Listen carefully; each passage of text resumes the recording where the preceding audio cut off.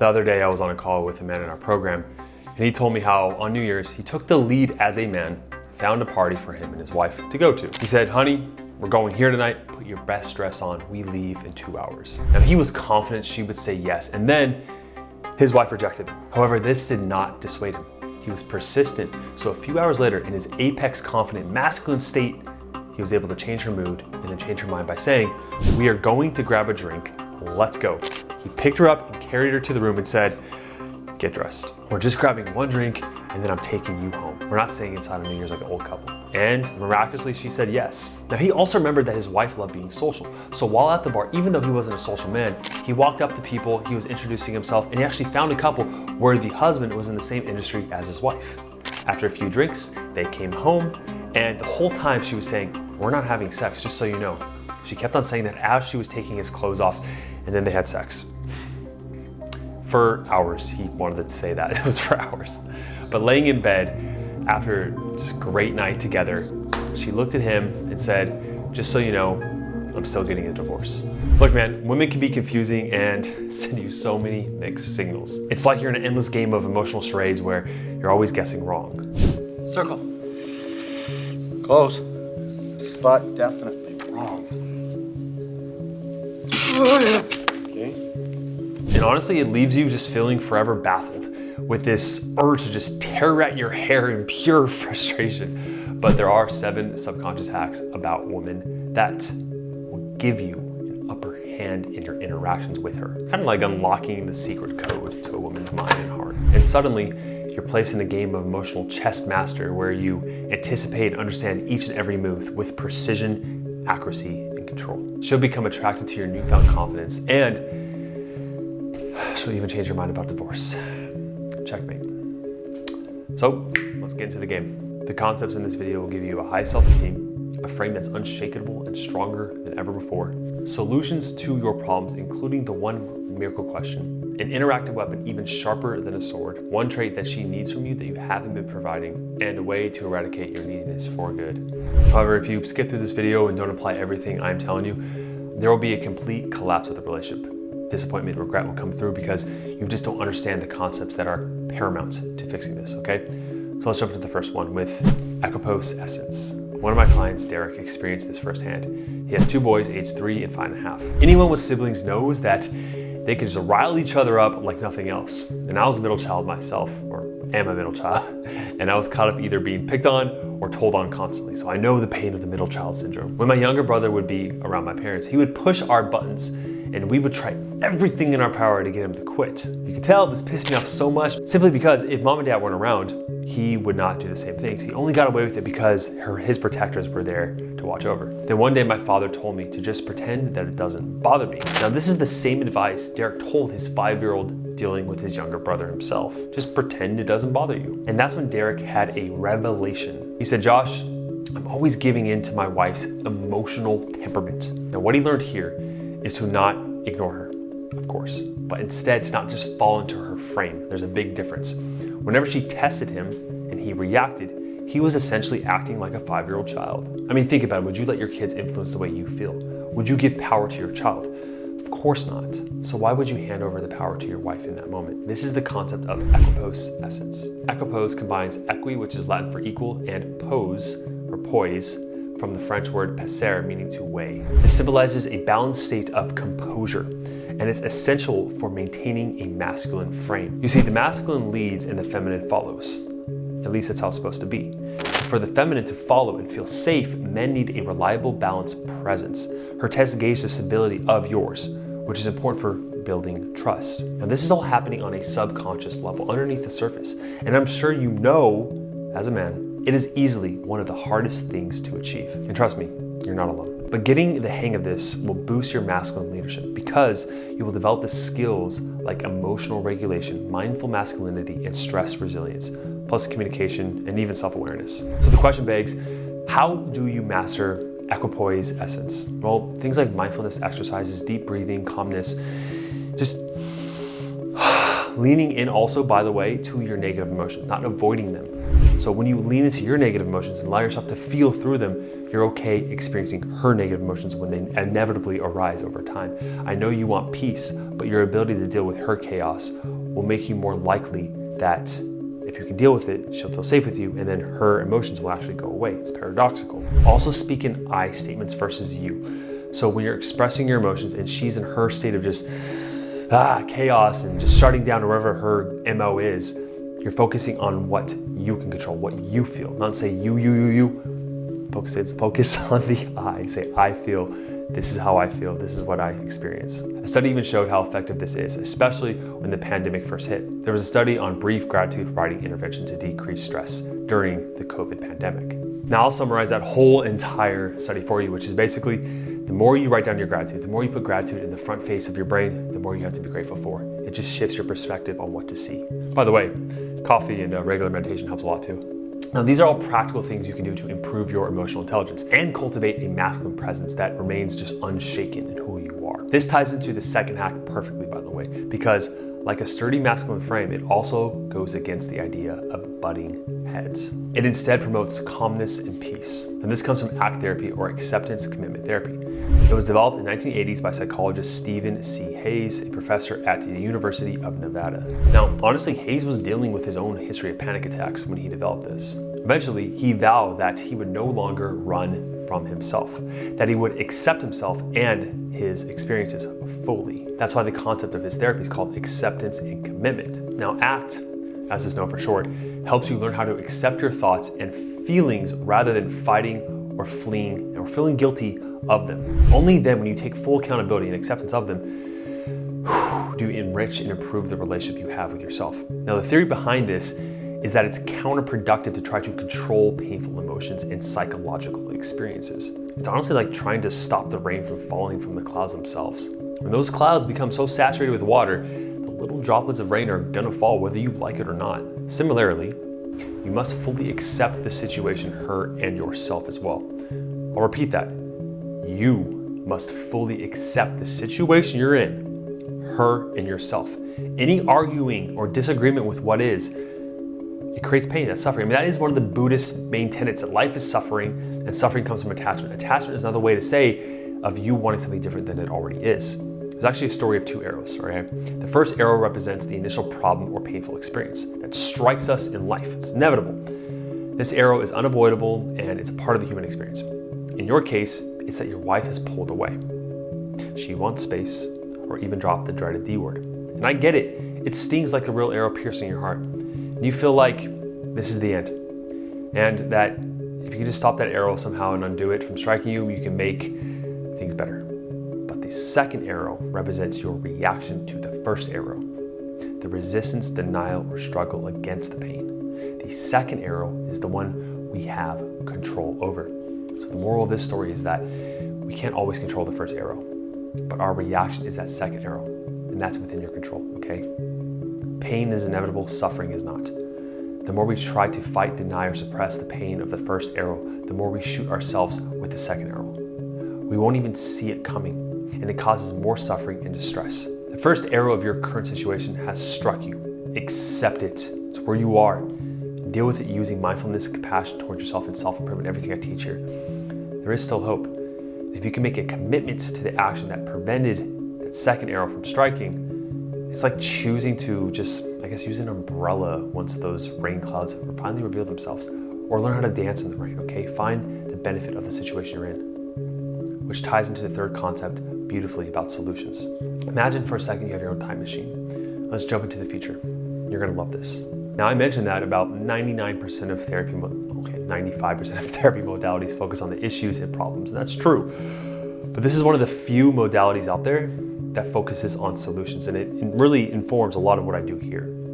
It was established in the 70s. It's all about goals and achievement, okay? Focusing on the positive. It's called solutions-focused brief therapy. Now, it focuses on finding solutions in present times. It doesn't explore the past and the problems, okay? Where you focus on creates more in your life, similar with the gratitude, okay? So if you focus on the problems and trying to fix them, it just creates more of the problems, you see? One of the ways you do this is by asking the miracle question. It lets you creatively envision a future where your current problems have been solved, which helps you identify goals and steps toward achieving them. Let's say a client sits on a therapist's couch and they're in the middle of a therapy session. The therapist says, I'm going to ask you a rather strange question that requires some imagination on your part. Do you have a good imagination? I mean, the client will say, yeah, I think so. I'll try my best, right?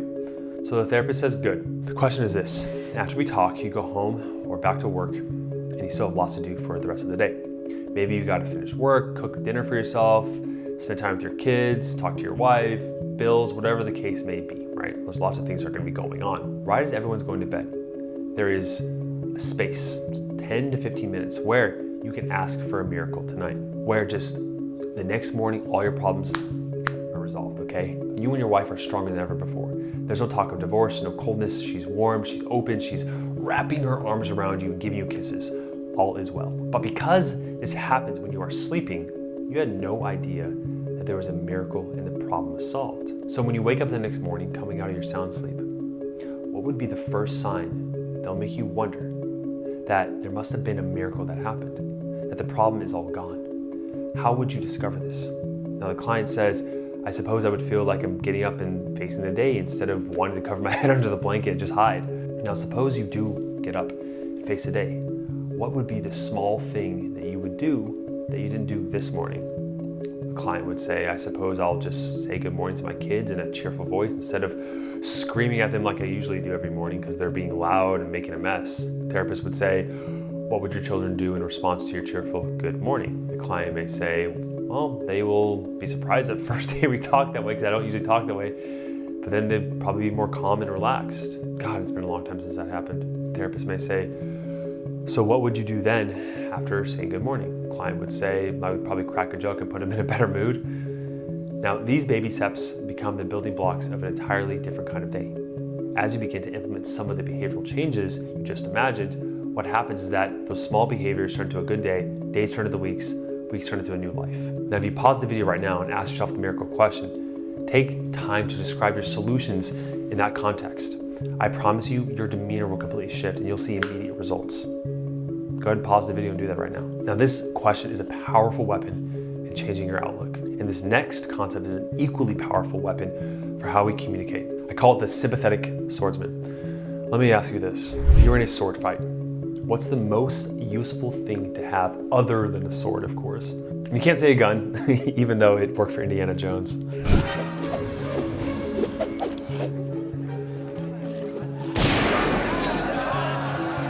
I mean, the answer could be many different things, right? Armor, a shield, agility, speed, strength, stamina, good footwork, and focus, and even calmness. Well, let's say you're in that heated exchange with your wife or girlfriend. That's who you're in battle with. And as a man, you often take a logical approach to defend yourself in solving problems. Now, logic is a sword. It's useful, it really is, in a lot of situations. But when you're facing your wife, whether you're combating her heated words or you're listening to her unload all of her emotions on you, just blah. Why is it useless? Because men and women are very different in how we communicate, right? You as a man think logically, but your wife thinks emotionally oftentimes. Her emotions are what guide her experience, her perception, her actions, more so than logic. So your logical approach to solving problems will only be met with her misunderstanding and frustration. You have to sheath your sword of logic, adjust your footwork, and arm yourself with empathy instead. That's why this hack is called the sympathetic swordsman. So instead of battling in a sword fight, think of it like embracing the dance of empathy, where you connect with your partner on an emotional level. Now there's a scene from the new animated movie Migration. If you have kids, then maybe you've seen it or maybe you haven't, but regardless. It's about a family of mallards who, after having always stayed at their pond all year because the father is, well, honestly overprotective, they finally decide to migrate south for the winter. Now, at the risk of giving a spoiler if you want to watch it, there's a scene in the movie where the mother and the father mallard are in trouble. The family passes to a big city and wind up at a restaurant. Now, the parents narrowly escape the kitchen and becoming the head chef's next, feature. But they end up in the dining room and it's Salsa Tuesday. Now, everyone is now on the floor dancing salsa, and the two ducks are trapped in the middle, trying not to get stepped on, while the head chef is livid they got away and is coming for them with a vengeance. Their logical attempts to flee are useless with all the giant feet stepping around them. They quickly learn they have to dance their way out together. So they partner up, and salsa dance in unison with the large human legs that surround them. Those good moves, right? You could tell I salsa. And weave their way through the crowd safely. Now that's the difference between a sword fight and a dance. One is combative, confrontational, and opposing, while the other works in unison. A dance involves connection and chemistry. And when you meet her where she is with empathy and validation, it's like this armor that protects you both from arguments and conflict. It takes practice to honestly learn how to dance this way. And it also takes courage, which ties into the next concept. This is because it talks about fear and feeling safe, but not in the way you might think. Now, I mentioned in the very beginning about the one trait she needs from you, but you haven't been providing. What I mean by that is that most men fail to understand this, especially after their wife asks for space. It is something that's rooted in the subconscious part of her brain, a product of thousands of years of evolutionary history. For any woman in a relationship, this is an essential requirement from her partner, which makes it the most significant gift you can give her. And that is your ability to protect. You see, there are really two men she is looking for. There is the protector and the provider. And I'm willing to bet that you have been the provider role. You got it down to a T, at least financially. You work your ass off for your family, putting in the long hours, giving them what they need. And the truth is, you've mastered this role because the years we've been told by society, the church, and all over social media, that to be a good guy, you gotta be the breadwinner and just treat her well, right? It's this idea that we've been bought into, right out of a fairy tale, where the tough, aggressive side of guys just isn't shown, that dominance. But then there's the real world. And a lot of us grew up seeing our dads being tough and even abusive at times. So a bunch of guys end up going the opposite way. They start putting everything into their family, which is so good in a lot of ways, but too much of it and the men lose themselves. They lost the qualities that originally got their wife in the first place. This is where most men are failing today, by not tapping into their protector role that she needs. And a large part of being that protector man, it allows her just to melt in front of you, okay? Now the next concept is called the courageous compass. For this one, there's actually a study at Santa Clara University shows that women at childbearing age prefer a romantic partner who is dominant over one who is not. Let that sink in. The study was actually called Do Women Prefer Dominant Men? And actually another study talks about women's sexual preference for tall, domineering men. Now height isn't always super important, it's just a quality of dominance. But women do show a sexual preference for dominant men. Dominance includes the ability to lead, to be unreactive. A lot of things I talk about in the positive masculine leadership. Now, from an evolutionary perspective, she needed that dominance in her life to make her feel protected because she was so vulnerable. To be honest, if you're in a tribe, a lot of times you can get food from other people, right? But that protection is more rare. It's actually a higher valued quality. I break this idea down in so many other videos across the channel that you can look at playlists of feminine psychology. But to sum it up, men and women are wired completely differently. Now, scans will show you that women tend to have a more active amygdala. That's the fear center of the brain, okay?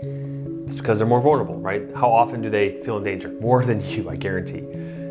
So it makes sense biologically speaking that they are less capable of feeling safe, right? And they're more weary walking around at night and just who this random person is. And there's so many things that you don't even think about that a woman does. Now let's apply this to your relationship. When you stopped asserting yourself, making decisions, when you started yelling at her, posturing, or even abandoning her, right, all of that led into her feeling unsafe, right? That you are more of a threat to her than someone that is going to protect and provide. And I know that for her, she puts on this air of independence. Like, I don't need a man, and she shows this stubborn nature to her and honestly masculinity. But that quality existed in her because of you not being able to protect and provide for her, okay? It wasn't there to begin with, trust me. Now imagine her feminine energy as just fuel in a car's tank. And each negative interaction you've had with her is like a small leak in that tank, just dripping over the years until eventually it runs empty. And when it runs empty, there's no love left. And that's when women start to escape and find love in addictions, right? Whether it's shopping, whether it's on her phone excessively, whether it's gossip magazines or novels that she reads, like, you know, the romantic novels, like female porn, basically. Honestly, there's a loss of attraction at the end of the day, and resentment starts to creep up in daily interactions that you think comes from nowhere,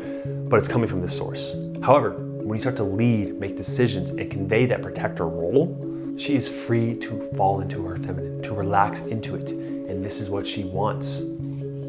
The idea of taking the lead can be seen in the next hack, by the way, because it's centered around independence and being self-supportive, which is always an attractive quality in a person, by the way. Now, one of my clients, Brandon, works in TV production. He's a producer that works with many different editors. He was telling me once that some editors sit there and wait for you to tell them what to do. Now, this isn't necessarily a bad thing if the project is new, but there's that little hint of, if you're not guiding me, then I'm not gonna work attitude. Just a little bit. And then there's others that are more self-sufficient and will jump right into the next project, even if they're left waiting to hear what's going on. Now, there was one guy that just radiated independence. He never needed to be told what to do next. He'd work on so many projects and understood the job so well, he never reached out, unless there was a crucial information that he didn't really have yet. If there was a problem, he would figure it out on his own and would always go above and beyond, suggesting things that you didn't think of. Now, he was completely independent. This was a very admirable quality in a person. And Brandon, along with everyone else, loved working with this guy because of that. Now, I imagine he got compensated fairly for his talents too. Now, that kind of attitude sparks attraction in relationships, in any kind of relationship, by the way, because there is zero neediness or attachment there, right? That's why the next concept is called emotional tethering. It suggests that early relationships shape future interactions and how you handle intimacy. A secure tether formed if the mother consistently meets a baby's needs, leading up to adulthood qualities like self-confidence, trust, and the ability to manage conflict and intimacy. In the same way, erratic, confusing, or frightening emotional experiences might result in the opposite, right? In an insecure kind of tether, if you will. This leads adults to feeling struggling to understand their emotions and maintaining stable relationships. And honestly, emotional tethering helps you identify your own style and how it impacts your relationships. Now, there are different tethering styles. There's the clinger, the seeker, the lone wolf, and the storm. Now, the biggest one I see play out in relationships and ending in divorce is the clinger, which translates to needy behavior and neediness behavior, and it's a huge attraction killer, especially when men are the ones that are the clingy ones. Now, if you're overly agreeable all the time, if you avoid conflict, if you can't deal with her silence, I mean, those are all traits of the clinger. What happens is that you are putting your needs in that other person, right? You're putting her on that pedestal. There's a fostering of dependence that you would have on her. There's always this hidden agenda for everything you do to manipulate the way of just getting her validation and her affection toward you, that you don't feel okay without it. And honestly, when you have these traits of the clinger, it sends her running in the opposite direction. But if you're a self-sufficient man with a mindset that you want her, but you don't need her, not seeking approval, not attached, then honestly, there's just this healthy space of allowing her to chase after you. When you do this, you eradicate all neediness. And let me tell you, this is incredibly attractive for her in her eyes. Now, the seventh and final hack is what I call Ego Elevation Expedition, or EEE. Let me share one of my favorite quotes from David Data, the author of The Way of the Superior Man. If a man prioritizes his relationship over his highest purpose, he weakens himself, disserves the universe, and cheats his woman of an authentic man who can offer her full undivided presence. Now, it evolves around the idea of self-care and a purpose-driven mindset for a man, that your relationship or marriage, while undeniably valuable, is not your central focus of your life in your masculine leadership. For a woman, it is her central focus, but not yours. You need that clarity of purpose in your life that causes her to be so attracted to you, because when you have a stable sense of self because of you know what you want, that creates who you are. It is like this oak tree that grows deep roots into the ground. It provides a shade and shelter for others, but its existence and growth are not dependent on the shelter of others. You see what I mean? This part of you is always growing and flourishing despite who is already in your life. So similarly, a man following the Triple E philosophy grows strong and resilient in his own right, offering support in relationships without being defined by them. It's like a gift you are giving to yourself. If you've ever flown on an airplane, you'll know that they'll tell you that if an emergency arises, to take care of your own oxygen mask first. Then you can help those around you. Because how can you help those if you're not able to breathe yourself, if you're suffocating, if you're trying to grasp at other people's masks, okay? This is the most powerful mindset that you can adapt that will attract her. And other women too, but you'll be with the one woman, right? Stay on your purpose, to want her but not need her. I can't say it enough.